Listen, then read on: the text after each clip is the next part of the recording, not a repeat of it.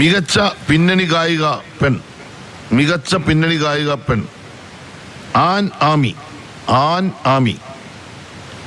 ഗാനം തിങ്കൾ പൂവിൽ ഇതളവൾ. ചിത്രം പാച്ചുവും അത്ഭുത വിളക്കും. 50,000 രൂപയും ശില്പവും പ്രശസ്തി പത്രവും. ഇമ്പമേറിയ ആലാപന ശൈലിയിലൂടെ സിനിമയുടെ കഥാസന്ദർഭത്തെ സംഗീതാത്മകമായ അനുഭവമാക്കിയ മികവിന്. ഇനി വളരെ പ്രധാനപ്പെട്ട കാര്യം പറയാൻ പോകുന്നു. മികച്ച പിന്നണി ഗായകൻ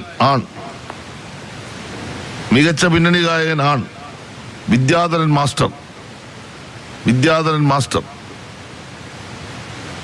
പതിരാണം നോർത്തൊരു കനവിൽ എന്ന ഗാനത്തിനാണ് അവാർഡ്. ചിത്രം ജനനം 1947. പ്രണയം തുടരുന്നു. 50,000 രൂപയും ശില്പവും പ്രശസ്തി പത്രവും. വിദ്യാധരൻ മാസ്റ്റർക്ക് ആദ്യമായിട്ടാണല്ലേ അവാർഡ്?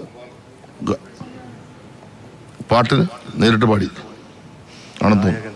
ഗായകൻ എന്ന നിലയിൽ പ്രമേയത്തിന്റെ എല്ലാ വൈകാരിക ഭാവങ്ങളെയും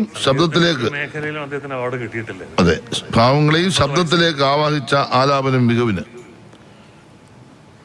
മികച്ച സംഗീത സംവിധായകൻ മാത്യൂസ് പുളിക്കൻ. ചിത്രം കാതൽ. 50,000 രൂപയും ശില്പവും പ്രശസ്തി പത്രവും.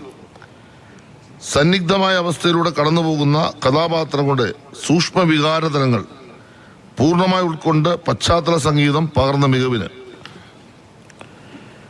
മികച്ച സംഗീത സംവിധായകൻ ജസ്റ്റിൻ വർഗീസ്. ഇത് ഗാനങ്ങൾ ജസ്റ്റിൻ വർഗീസ്. ഗാനം ചെന്താമരപ്പൂവിൻ.